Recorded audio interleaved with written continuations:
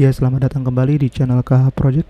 Pada video kali ini saya akan membahas materi mengenai cara instalasi Windows Server 2016 di VirtualBox. Yang mana sebelum kita memulai instalasi Windows 2016, kita harus mempersiapkan ISO-nya terlebih dahulu. Itu kalian bisa download dari website Microsoft, kemudian kalian isi data diri kalian untuk dapat mendownload dari ISO Windows Server 2016 yang valid ataupun trialnya 180 hari. Jadi setelah 180 hari, maka konfigurasi dari Windows Server yang kalian telah buat itu akan reset ataupun tidak akan bisa digunakan kembali. Maka dari itu, jangan lupa kalian beli lisensinya ataupun cari di Google serial key untuk Windows Server 2016.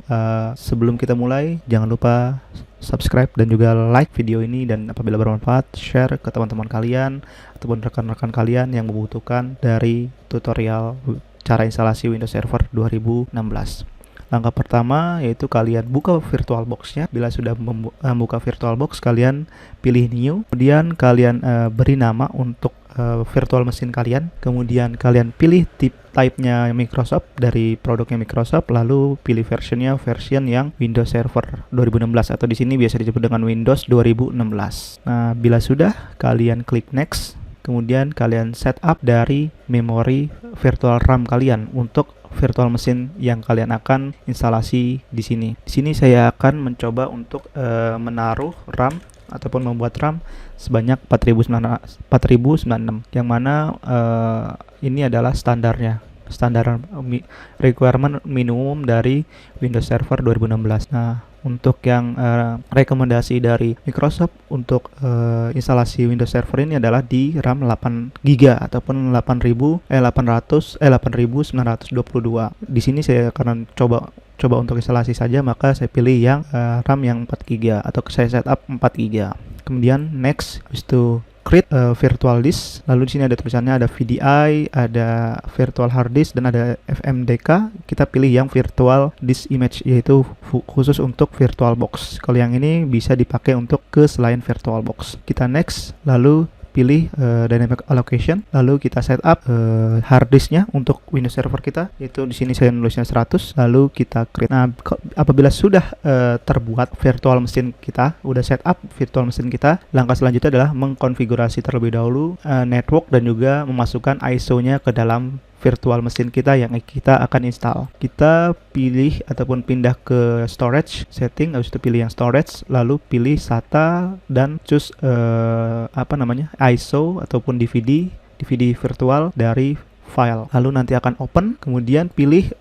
tempat kalian download ISO-nya sebelumnya itu di mana. Itu oke, dan juga setelah udah oke kayak gini, nanti akan berubah di sininya yang sebelumnya empty menjadi ISO yang kalian sudah masukkan. Kemudian pilih network, lalu ubah network kalian menjadi bridge supaya kalian bisa terhubung ke jaringan nantinya untuk instalasi service ataupun package dari Windows Server 2016. Bila sudah, kita oke, lalu kita jalankan start.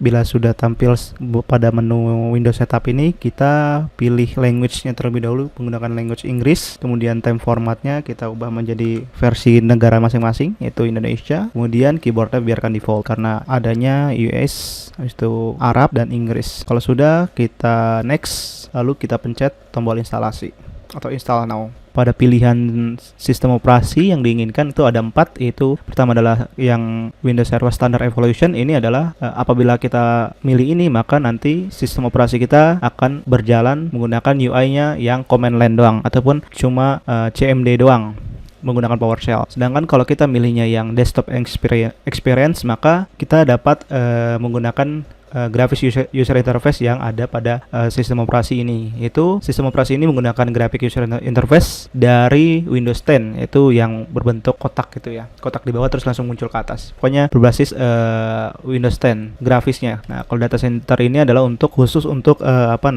server, data center server doang. Nah, di sini kita memilihnya yang mana? Memilihnya yang desktop experience pada yang 2016 yang standar. Bila sudah, kita next. Nah, di langkah selanjutnya nanti akan meminta untuk mencet tombol accept agree untuk lisensi.